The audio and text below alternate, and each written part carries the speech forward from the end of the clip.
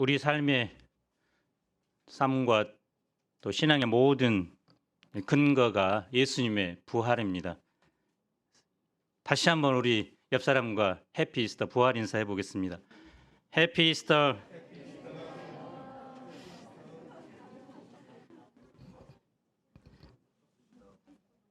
여절 말씀으로 5장 20절을 읽겠습니다. 시작.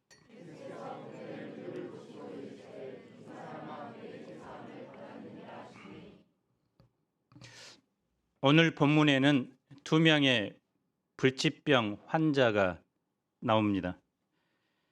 그들은 하나님께로 버림받은 자들입니다. 사는 날 동안은 이 병에서 벗어날 희망이 없습니다. 그런데 희망 고문이 시작됩니다. 인생 역전이 일어납니다. 예수님을 만났기 때문입니다. 예수님은 그들을 어떻게 도와주십니까? 이 예수님은 누구일까요? 제1부 내가 원하노니 깨끗함을 받으라. 12절로 16절입니다. 예수님께서 갈릴리 한 동네에 계실 때입니다. 멀리 좀비 같은 사람이 다가옵니다. 나병이 온몸에 퍼져 있는 심각한 상태입니다. 사람을 괴롭히는 여러 가지 질병이 있습니다. 그런데 나병은 그 중에서도 가장 지독한 질병입니다. 피부를 상하게 하고 피를 더럽게 하고 뼈를 썩게 만듭니다. 당시에는 어떤 사람이 나병에 걸리면 사회에서 즉시 추방됩니다. 부정한 존재로 낙인 찍힙니다. 가족들 그리고 사랑하는 사람들과 만날 수 없습니다. 삶의 모든 것이 한순간에 바뀝니다. 나병 환자는 사람들이 가까이 오지 못하도록 부정하다라고 소리를 질러 자신의 위치를 알려줍니다. 나병 환자 수용소에서 일했던 한 의사가 기록한 내용입니다. 나병 환자들은 육체적으로나 정신적으로 병들어 있다. 나병 환자는 수치와 공포감에 사로잡혀 있었고 이상한 일이지만 나병 환자들은 일종의 죄의식을 갖고 있었다. 사람들이 기피하고 멸시했기에 어떤 나병 환자는 자신의 생명을 스스로 끊어버리려고 했으며 실제로 어떤 사람은 그렇게 했다. 나병 환자는 다른 사람에게 받는 미움 때문에 자신을 증오하는 데까지 이릅니다. 당시 이스라엘에서 나병은 하나님의 저주로 여겨졌습니다. 나병에 걸리면 살아있지만 산다고 말할 수 없는 움직이는 시체와 같습니다. 모든 관계가 단절되고 비참한 상태로 서서히 죽음에 이르게 됩니다. 희망 고문이란 말이 있죠. 희망은 모든 악 중에서 가장 나쁜 것이다. 그것은 인간의 고통을 연장시키기 때문이다. 별로 좋아하지 않는 니체는 이렇게 말했다고 합니다. 절망적인 상황에서 희망이 아예 없다면 포기할 수 있지만 1%의 작은 희망이 있을 때는 포기하지 못하고 오히려 더 괴로운 상황이 된다는 것입니다. 모든 노력과 바람에도 결국 실패하면 간절히 바란 만큼 더 큰 절망과 상실감에 시달리는 것이 희망 고문입니다. 희망 고문을 피하는 것은 빠른 체념과 포기입니다. 그런데 이 나병 환자에게는 그 희망 고문조차도 할 수 없었습니다. 그런데 놀라운 일이 일어납니다. 본문에는 보라라는 말이 있습니다. 나병 들린 사람이 예수님께 나오는 것이 놀라운 일이었기 때문입니다. 나병 환자가 사람들을 헤집고 들어와 예수님께 나와 엎드립니다. 그리고 간청합니다. 주여, 원하시면 나를 깨끗하게 하실 수 있나이다. 이런 말이죠. 주님, 제발 저를 살려주세요. 주님께서 하고자만 하시면 하실 수 있습니다. 이 나병 환자는 예수님이 각종 환자들을 고쳐주셨다는 소문을 들었습니다. 그는 예수님이 자신도 고칠 수 있다는 믿음이 생겼습니다. 문제는 예수님께서 자신을 고칠 수 있느냐 없느냐가 아닙니다. 예수님이 자신을 고치기를 원하느냐 원하지 않느냐는 것입니다. 나 같은 자를, 이렇게 더럽고 추악한 자를 고치실까? 모든 사람이 거절하고 사람 취급을 받지 못하는 나같이 더러운 자를 주님은 고쳐주실까? 그에게는 이것이 확신할 수 없는 문제입니다. 그런데 지금 나병 환자 앞에 예수님이 서 계십니다. 그분은 그의 병을 고칠 수 있는 분입니다. 그분은 그를 절망에서 건질 수 있는 분입니다. 그분은 그에게 새로운 인생을 살게 할 수 있는 분입니다. 나병 환자의 모든 희망은 예수님께 달려 있습니다. 예수님은 어떻게 반응하실까요? 나병 환자를 쫓았습니까? 가까이 오지 말라고 소리쳤습니까? 예수님은 그의 간구를 들어주실 마음이 있을 정도가 아니라 사람들이 감히 상상할 수 없는 일을 하십니다. 예수님은 말씀만으로 병을 고칠 수 있는 분입니다. 그런데 보란 듯이 나병 환자에게 다가가 손을 내밉니다. 병든 피부를 어루만집니다. 예수님의 손이 닿을 때 나병 환자의 마음이 어떠했을까요? 그동안 나병이 걸린 후 자신을 만진 사람은 아무도 없었습니다. 정말 얼마 만에 느껴보는 손길입니까? 마음이 힘들고 괴로울 때 누군가가 나의 무거운 등을 어루만져줄 때, 나의 차가운 손을 만져줄 때 그것이 얼마나 큰 위로가 됩니까?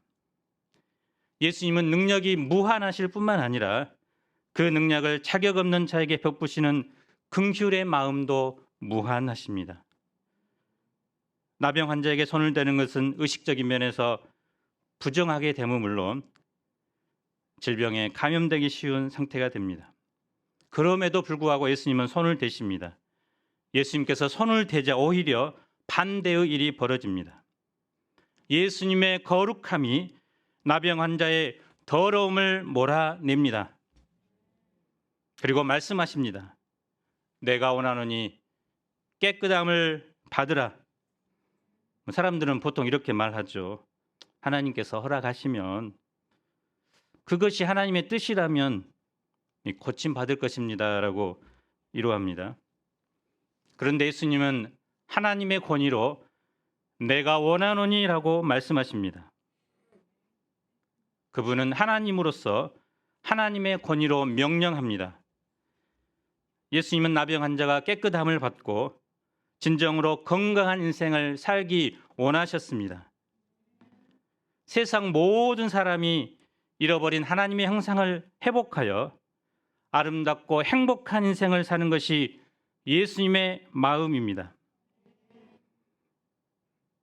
예수님이 깨끗함을 받으라고 말씀하시자 나병이 즉시 떠납니다. 예수님의 말씀에 그의 병든 내면 그리고 그의 병든 육체가 즉시 회복된 것입니다. 오늘 본문을 보면 이거 좀 색다른 표현인데 라는 생각이 드는 말이 있습니다. 12, 13, 14절에 반복적으로 나오는 단어가 뭡니까? 말하신 분 이따가 상품권 주겠습니다. 12, 13, 14절.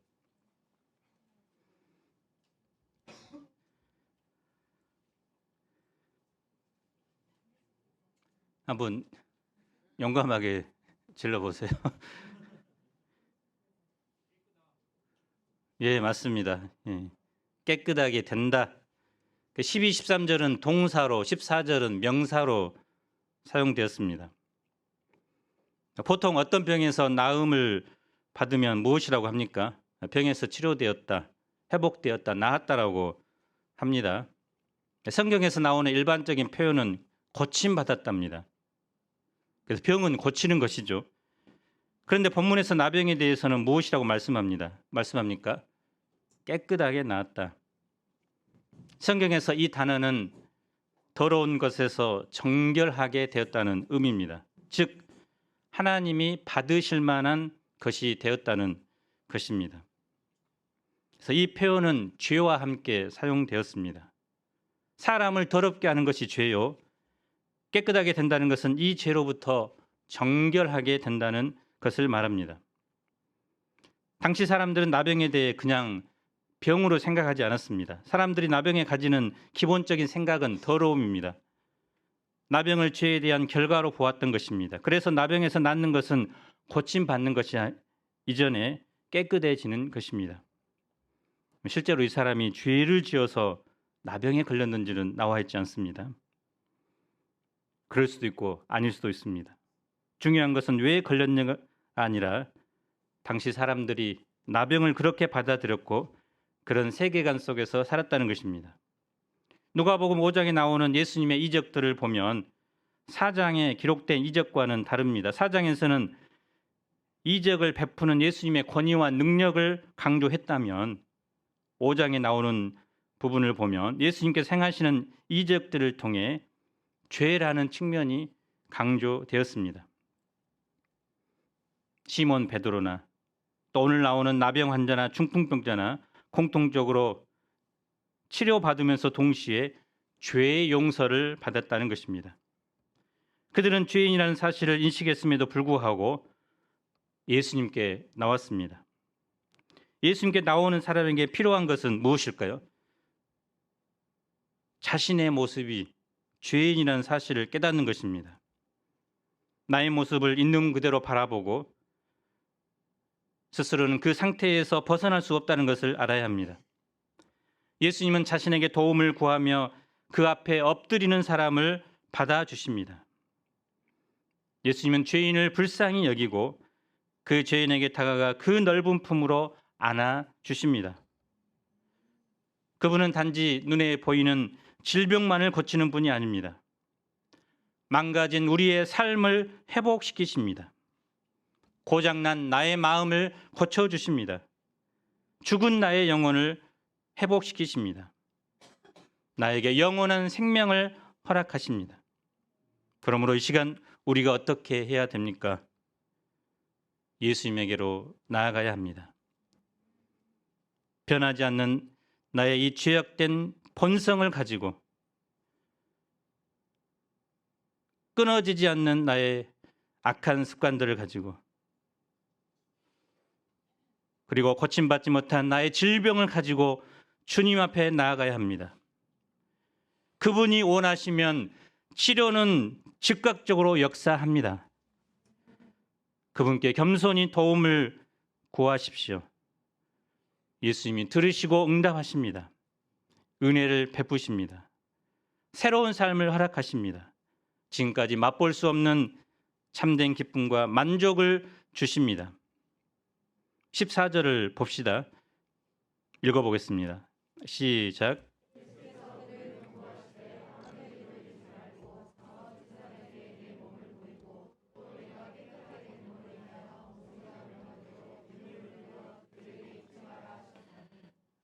율법에 따르면 나병으로부터 깨끗하게 된 것은 제사장의 확인과 희생 제사를 통해 공적으로 인정받습니다. 이제 나병 환자는 정상적인 사회생활을 할 수 있습니다. 다시 가족의 품으로 자신이 살던 터전으로 돌아갈 수 있습니다. 예수님은 나병 환자였던 그에게 육체적인 회복뿐만 아니라 그가 속한 공동체 안에서의 관계적인 회복도 허락해 주십니다. 이 일로 인해서 예수님의 소문은 더욱 멀리 넓게 퍼져갑니다. 수많은 사람들이 예수님께 몰려듭니다. 이때 예수님은 무엇을 하실까요? 16절을 읽어봅시다. 시작. 사람들이 몰려들고 말씀을 전해주세요. 병을 고쳐주세요. 할 때 한적한 곳으로 가서 기도하신다니요. 지금 사람들을 고치고 말씀을 전하는 것이 가장 먼저 해야 할 일이 아닐까요? 하지만 예수님은 그 모든 사역 중에서도 하나님과 함께하기 위해 따로 시간을 내십니다.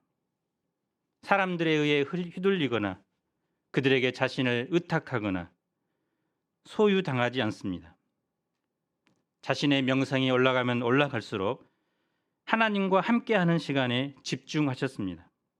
그래서 사람들의 요구에 따라 사는 것이 아니라 하나님께 기도하며 자신의 인생을 자립적으로 사셨습니다. 하나님의 뜻에 따라 사역을 이루어 가셨습니다. 제2부 내 죄사함을 받았느니라 18절 26절입니다. 예수님께서 한 집에서 말씀을 가르칩니다. 갈릴리와 유대 그리고 예루살렘에서 온 바리새인들과 율법 교사들도 앉아 있습니다. 예수님의 가르치는 내용을 조사하기 위해 파견된 무리들로 보입니다. 그런데 종교 지도자들과 예수님의 갈등이 본격적으로 시작되게 만드는 한 사건이 발생합니다. 사람들이 한 중풍병자를 침상에 메고 와서 예수님 앞에 들여놓고자 합니다. 스스로 움직일 수 없는 중증 환자입니다. 예수님께 온 목적은 단 한 가지입니다. 중풍병을 치료받는 것입니다. 그런데 오자마자 장애물에 부딪힙니다.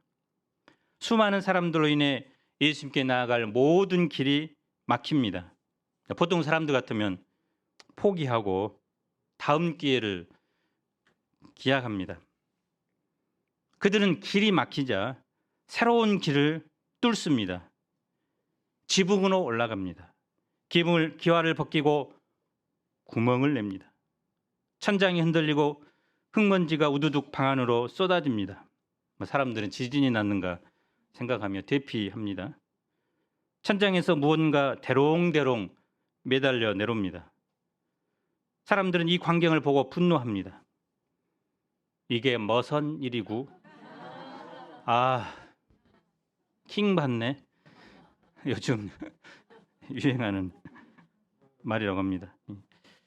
열받네. 열받아서 지금. 그들은 주인의 허락도 받지 않고 남의 집에 기물을 파손하고 말씀 집회를 방해하고 또 공정과 상식을 파괴하는 일을 했습니다. 한편 그들의 행동은 지금까지 누구도 이런 길로 예수님께 나가지 않았던 창조적이고 파격적인 방법입니다. 그들이 간 길은 정해진 길, 익숙한 길이 아니라 다른 사람이 한 번도 가지 못한 전통에는 없는 길입니다. 새로운 길, 만들어진 길입니다. 그들이 상식과 원칙과 전통을 파괴한 한 가지 이유는 어찌하든지 중풍병자를 예수님께 데리고 가고자 한 것입니다. 그리고 예수님께 가면 어떤 병자도 고침을 받을 수 있다는 믿음이 있었기 때문입니다. 믿음은 모든 장애물을 뛰어넘게 만듭니다. 믿음은 사람을 창조적인 인생이 되게 합니다. 믿음은 사람을 위대하게 합니다. 믿음이 없으면 아예 포기하고 시도조차 하지 않습니다.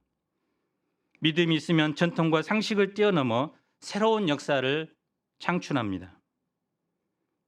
믿음은 비난과 두려움과 사람들의 이목보다 예수님께 집중하게 합니다. 그들은 이름도 기록되지 않는 평범한 사람들이지만 공간복음에 모두 기록될 만큼 믿음의 영웅들이었습니다. 우리는 지난 2년간 코로나로 인해 새로운 도전에 직면했습니다. 캠퍼스 전도의 문이 닫혔습니다. 한때는 대면 예배를 드릴 수 없는 환경에 맞닥뜨렸습니다. 길이 보이지 않아 한동안 우왕좌왕하기도 했습니다. 하지만 하나님은 그 가운데 일하시고 계셨습니다.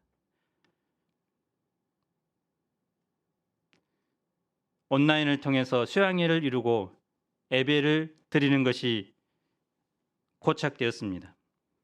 줌을 통해서 지구 반대편에 있는 아프리카 선교사와 실시간으로 교제도 했습니다.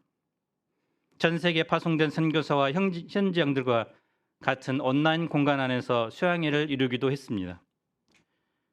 또 우리 가운데는 올해 활기찬 UBF 봉사 동아리를 새롭게 만들어 캠퍼스에 전도의 문을 열고 있는 믿음의 사모님들이 있습니다. 또 관계 전도를 위해 어떤 양은 3주간 새로운 양을 데려왔습니다. 하나님은 이 기간을 통해서 앞으로 올 언택트 시대를 맞이하여 우리를 미리 준비시키셨습니다. 오늘 말씀을 보면 믿음은 길을 찾는 것이 아니라 길을 만드는 것임을 배울 수 있습니다. 우리는 익숙한 길만 고집할 것이 아니라 이제 새롭고 창조적인 길을 만들어 영혼들을 섬겨야 합니다.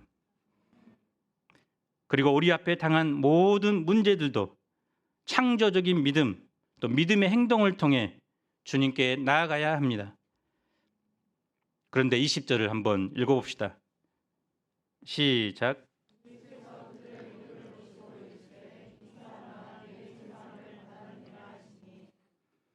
예수님은 그들의 믿음을 보십니다. 외적인 행동을 보고 비난하지 않고 행동 이면에 있는 믿음을 주목하십니다. 어떤 믿음을 보십니까? 예수님의 능력에 대한 믿음입니다. 예수님의 사랑에 대한 믿음입니다. 예수님은 행동이 좀 과격할지라도 그들의 믿음을 인정해 주셨습니다. 예수님께서도 우리를 보실 때 무엇을 보실까요? 외모, 재산, 학벌, 재능을 볼까요? 성경에 나온 기록된 인물들은 모두 다 믿음의 사람들이었습니다.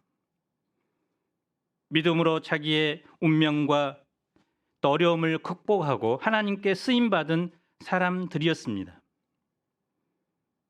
우리도 주님께 인정받고 또 주님을 기뻐하시는 삶을 살려면 믿음으로만 살아야 합니다. 믿음으로 공부해야 합니다. 믿음으로 직장 생활을 감당해야 됩니다. 믿음으로 영혼들을 섬겨야 합니다. 믿음으로 놀아야 합니다. 믿음은 예수님의 능력을 우리의 것으로 만드는 유일한 통로입니다. 믿음은 예수님을 기쁘시게 합니다. 믿음만이 예수님을 일하시게 합니다. 그런데 그 다음에 하신 예수님의 말씀이 더 놀랍습니다.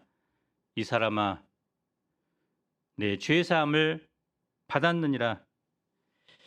우리는 예수님이 누구신가 잘 알기 때문에 이 말에 크게 놀라거나 당황하지 않습니다. 하지만 당시 그 사람들에게 이 말은 가히 충격적인 내용입니다. 자신을 위험에 빠뜨리는 말씀입니다.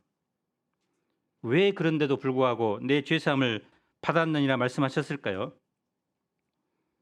환자에게 죄사함을 선언하는 것은 환자를 일종의 죄인으로 간주하는 당시 사람들의 생각 때문입니다. 탈무드에는 랍비 히야의 어록이 있습니다. 병자는 그의 죄가 사함받기까지 그의 질병으로부터 치유된 것이 아니다.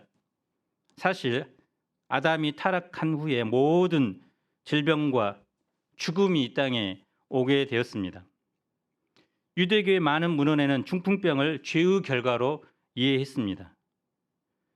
그래서 이런 죄와 질병의 관계는 신명기 28장 또 시편 107편을 해석한 것으로 사회 옆에 보면 쿰란 동굴에서 발견한 문헌들에도 많이 나와 있습니다.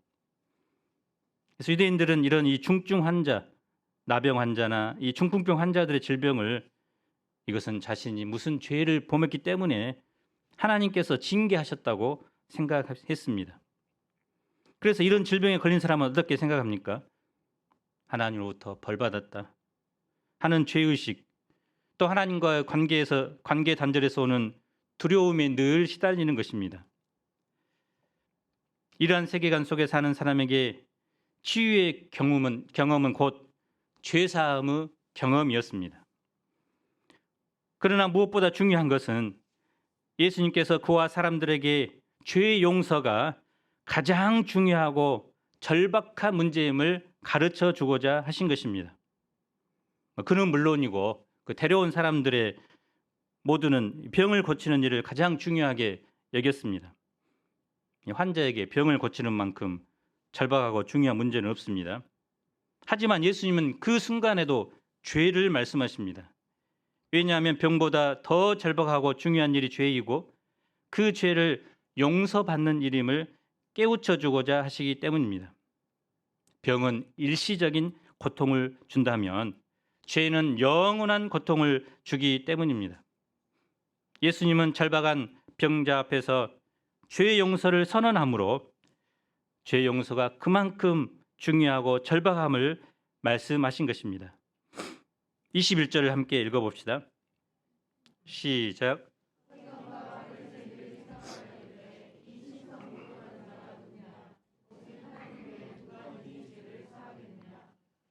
예수님의 이 말을 듣고 신성모독자로 간주합니다.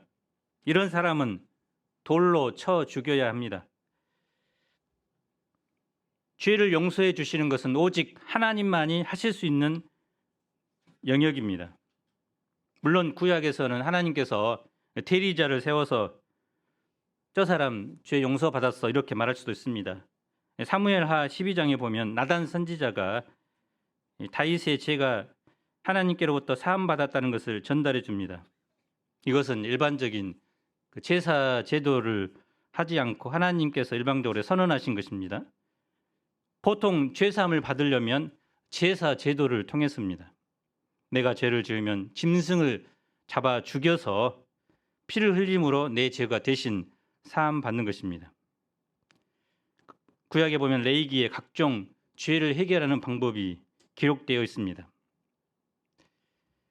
그런데 예수님은 중풍병자에게 제사를 지내라고 하지도 않고 직접 내 죄 사함을 받았느니라 하나님만이 하실 수 있는 선언을 한 것입니다. 그래서 종교 지도자들은 이 말을 도저히 영접할 수 없었습니다. 그들의 문제는 예수님께서 이 땅에 오신 하나님의 아들이신 줄을 알지 못했습니다. 예수님의 반응을 봅시다. 22절로 24절을 읽어봅시다. 시작.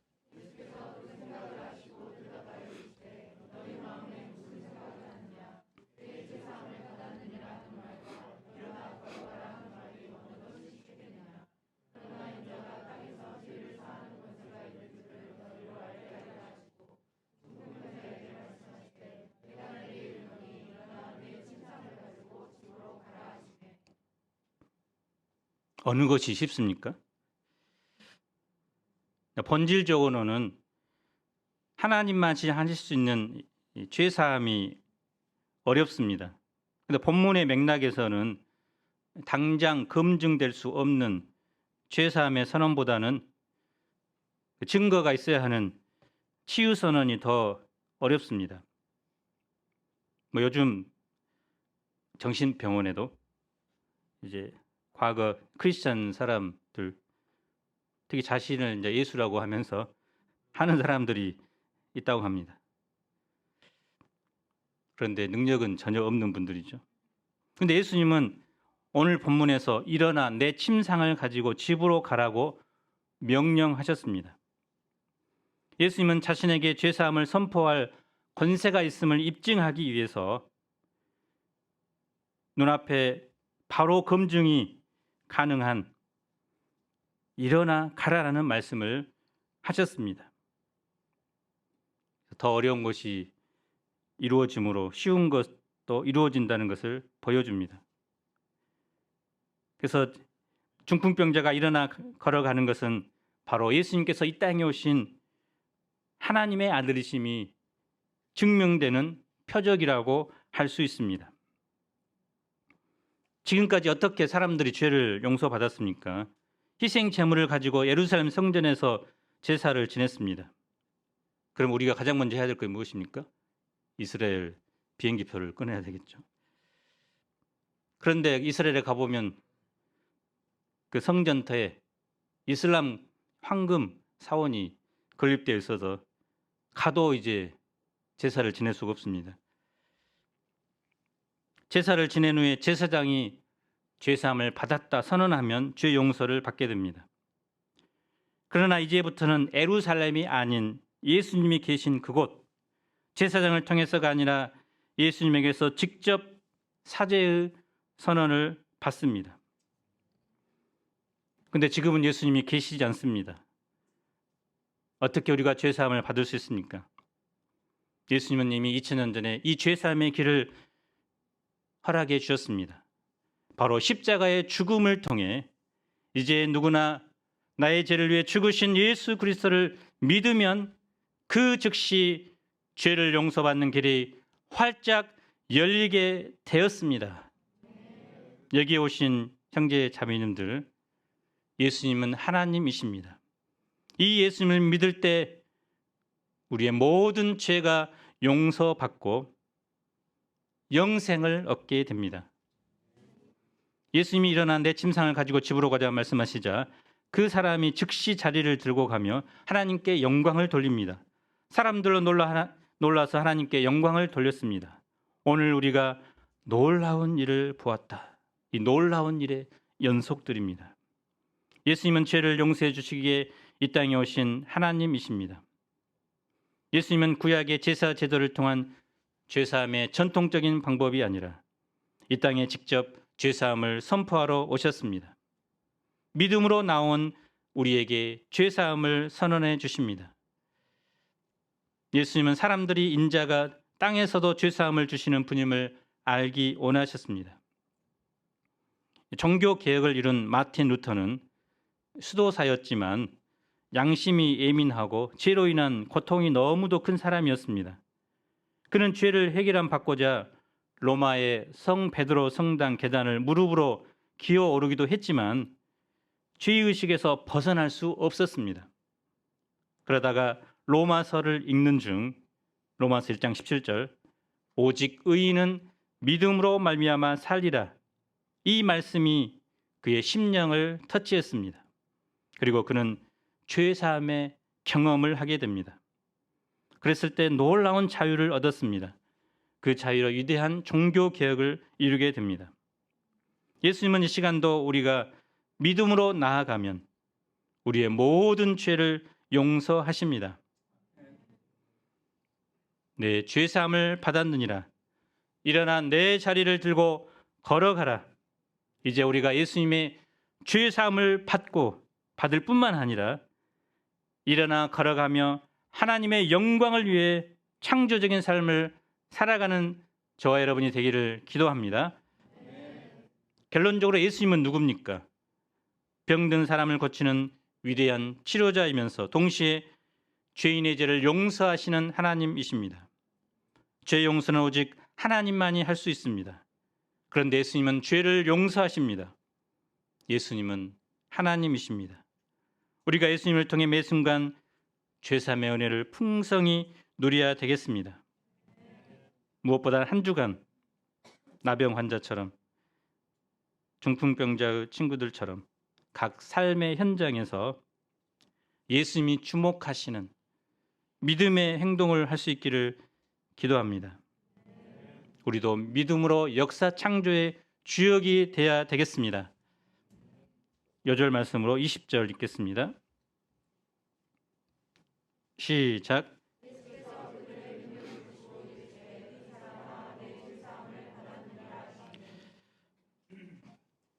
나병 환자와 또 중풍병자와 같이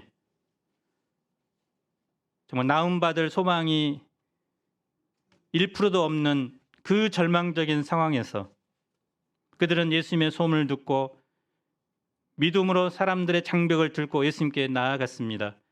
예수님은 그들을 외면하지 않으시고 내가 원하노니 깨끗함을 받으라, 내 죄사함을 받았느니라.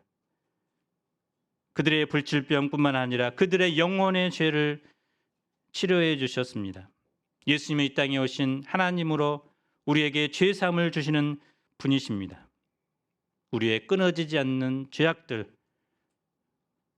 우리의 고질적인 질병, 갖가지 나쁜 습관들을 우리 주님 앞에 들고 나아가 끊어내고 치료하고 회복되며, 그래서 이제 일어나 하나님의 영광을 위해 또 창조적인 인생을 사는 우리가 되도록 주님 축복해 주시기를 간절히 기도합니다.